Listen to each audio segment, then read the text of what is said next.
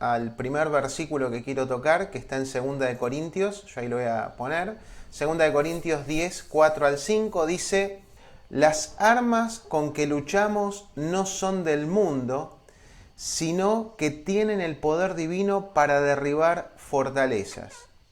Destruimos argumentos y toda altivez que se levanta contra el conocimiento de Dios y llevamos cautivo todo pensamiento para que se someta a Cristo. Entonces, lo primero que vemos en este pasaje, podemos ver que hay algo que sí hace Dios, pero también hay algo que hacemos nosotros. Entonces, nosotros no podemos hacer lo que hace Dios, y parece como, digamos, qué profundo, ¿no? No es nada profundo, es algo que es así, o sea, nosotros no hay manera de que podamos hacer lo que Dios hace, pero tampoco Dios va a hacer algo que tenemos que hacer nosotros. Entonces, esto parece muy sencillo, porque la verdad es que lo es, pero en el momento en que estamos orando, tenemos que tener presente, digamos, esto, que Dios, hay cosas que solamente Él puede hacer, y hay cosas que nosotros nos toca hacer, como en el pasaje que vimos recién, que dice en la parte final, dice: destruimos argumentos y toda altivez que se levanta contra el conocimiento de Dios, y llevamos cautivo todo pensamiento para que se someta a Cristo. ¿Quién lo hace esto? El creyente, el Hijo de Dios. Ahora, habla un poquito más arriba que las armas con que luchamos no son de este mundo, sino que tienen el poder divino para derribar fortalezas. Entonces vemos en la primera parte de este pasaje qué es lo que le toca hacer a Dios. O sea, hay armas que Dios nos da a través de su Espíritu Santo para que nosotros podamos hacer. ¿Qué es lo que nosotros no podemos hacer? Es obtener por nuestros propios medios esas armas, porque eso es algo que Dios nos da como su recurso. Pero esas armas son para que nosotros las utilicemos, y ahí sí es nuestra responsabilidad, digamos, la parte final del segundo versículo dice: y llevamos cautivo todo pensamiento para que se someta a Cristo. ¿Quién lleva cautivo? Yo, vos. Nosotros, los hijos de Dios, llevamos cautivo. ¿Y qué significa llevar cautivo? Básicamente es que todos mis pensamientos estén sujetos a lo que Dios quiere que pensemos. ¿Quién lo hace eso? Eso lo hace el Hijo de Dios, nosotros.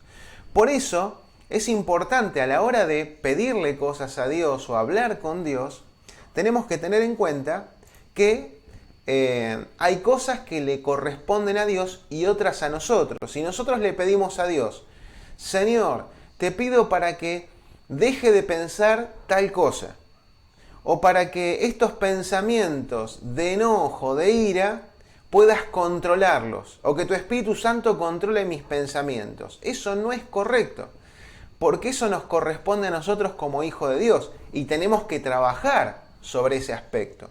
Como también hay un versículo que dice: guarda tu corazón porque de él mana la vida. ¿Quién tiene que guardar el corazón? El Hijo de Dios, nosotros. Entonces, es fundamental entender que hay cosas que, si bien solamente Dios puede hacer, pero hay muchas otras cosas que el Hijo de Dios tiene que hacer. Entonces, si nosotros le pedimos a Dios algo que nos corresponde a nosotros, Dios no nos va a responder, no nos va a dar respuesta. En todo caso, te va a decir: eso te corresponde a vos, ¿no? Bueno, el segundo versículo que quiero tocar, segundo versículo, está en Santiago, capítulo 4, versículo 3. Y dice: y cuando piden, no reciben, porque piden con malas intenciones, para satisfacer sus propias pasiones. Entonces, en este versículo nos dice que hay personas, quizás nosotros, que pedimos cosas a Dios, ¿para qué? Para satisfacer nuestro propio egoísmo, por así decirlo, los placeres que nosotros deseamos tanto. Entonces, ahí estamos orando a Dios, sin tener en cuenta los propósitos de Dios, lo que Dios desea, el plan que Dios tiene con otra persona, insistimos con Dios para que tal o cual persona haga lo que yo quiero, ¿no? Y le insistimos a Dios y le insistimos para que haga lo que yo quiero, lo que a mí me va a producir placer, lo que a mí me va a producir un beneficio. Entonces, oramos, ¿por qué? Para poder satisfacer un deseo propio y no pensamos que las respuestas de Dios son para su gloria, no para nuestro placer egoísta. Y este es el segundo punto que es fundamental a la hora de buscar una respuesta por parte de Dios a través de la oración. Las respuestas, absolutamente toda respuesta es para que Dios sea glorificado, no para satisfacer nuestros deseos egoístas. Por eso, el versículo de Santiago dice que no recibimos porque pedimos con malas intenciones. No pedimos para que Dios se glorifique, sino que pedimos porque detrás de esa petición queremos llenar una necesidad propia, egoísta, que no está pensando ni en la otra persona y mucho menos en la gloria de Dios y en sus propósitos. Entonces, esa es la segunda cosa que tenemos que tener en cuenta. Y lo último que tenemos que tener en cuenta, y ahí sí entramos con lo que había comenzado, que tiene que ver con la voluntad de Dios. Para eso les invito a que vayamos a 1 de Juan 5:14 y dice: esta es la confianza que tenemos al acercarnos a Dios, que si pedimos conforme a su voluntad, Él nos oye. Entonces, lo primero que pensamos en este pasaje, qué bueno que Dios nos oye, ¿no? Sí, es una promesa, Dios oye nuestras oraciones. Y nos quedamos solamente en ese aspecto del versículo, pero digamos, la condición para que Dios nos oiga es pedir conforme a ¿qué? A su voluntad. Y para poder entender la voluntad de Dios, no quiero hacerlo muy extenso, pero sí quiero que queden dos conceptos importantes acerca de la voluntad de Dios. La voluntad de Dios es el gobierno soberano de todo lo que ocurre. ¿Qué significa? Que Dios tiene el control sobre toda situación. Dios no pierde el control en lo absoluto. Ese es el concepto número 1 de la voluntad de Dios. Y el concepto número 2 de la voluntad de Dios tiene que ver con todo aquello que Dios nos manda a hacer. O sea, que la voluntad de Dios no solamente es un gobierno soberano, un control absoluto sobre toda la existencia de parte de Dios, sino que la voluntad de Dios es todo aquello que Dios nos manda a hacer. Por lo tanto, les doy un ejemplo. Si yo le voy a pedir a Dios para que Él pueda proveerme de trabajo, yo puedo estar confiado de que es su voluntad porque su palabra lo dice. Dice que el que quiera comer, que trabaje. Entonces entiendo que el trabajo es voluntad de Dios. Ahora, si yo soy un perezoso y no salgo a buscar trabajo, también habla del perezoso, ¿no? Si vamos a Proverbios. Sino que tenemos que ser diligentes. Entonces, la voluntad de Dios, el otro concepto, aparte de que Dios es soberano y que Dios tiene control sobre todo, pero también tiene que ver con todo lo que Dios nos manda hacer. Entonces, si yo le pido a Dios algo que Dios no me manda hacer, Él no me va a dar, ni siquiera me va a escuchar, porque dice que Él escucha ¿qué cosa? Si le pedimos todo aquello que está conforme a su voluntad. O sea que si yo le pido algo que no está conforme a su voluntad, por contrapartida, Él no me va a escuchar. Ahora, yo estoy seguro que cada uno de nosotros queremos que Dios nos escuche.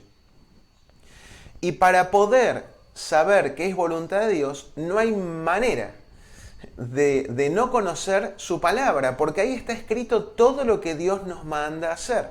Ahí podemos conocer el carácter de Dios y vamos a conocer en profundidad el gobierno soberano de Dios. Por lo tanto, es fundamental que para que podamos orar en el marco de la voluntad de Dios. Y es un Dios que tiene que ser conocido por parte nuestra. A veces conocemos más nuestros deseos, lo que nosotros queremos, y no conocemos qué es lo que dice la palabra. Entonces, cuando a la hora de pedirle algo a Dios, lo único que pesa, porque lo único que existe y lo único que entiendo y conozco es aquello que deseo. Entonces va a pesar más lo que deseo de lo que conozco, porque no conozco. No conozco qué es la voluntad de Dios, no lo conozco a Dios, no conozco su carácter. Entonces, cuando ore, lo que va a suceder es que Dios no va a poder darnos una respuesta. Ahora, yo quiero también que podamos comprender que el Espíritu Santo habita en sus hijos. Y el Espíritu Santo también es como una especie de interlocutor, una especie de, es la tercera persona de la Trinidad que lo que hace es traducir lo que nosotros decimos. Pero es fundamental entender que para que Dios pueda responder lo que nosotros le pidamos a Él, número uno, tenemos que hacernos responsables de aquello que nos toca hacer nosotros. No le podemos pedir a Dios que haga algo que nos corresponde a nosotros. Número dos, la respuesta de Dios son para su gloria, no para nuestro placer egoísta. Y número tres, tenemos que pedir en base a la voluntad de Dios. Y la voluntad de Dios tiene que pesar más que aquello que nosotros deseamos, que no tienen que ver con la voluntad de Dios. Así que quería dejarles esto, yo sé que es sencillo, pero quería compartirlo para que a la hora de que hablemos con el Señor podamos hacerlo con libertad, pero siempre entendiendo estos tres conceptos que son muy importantes.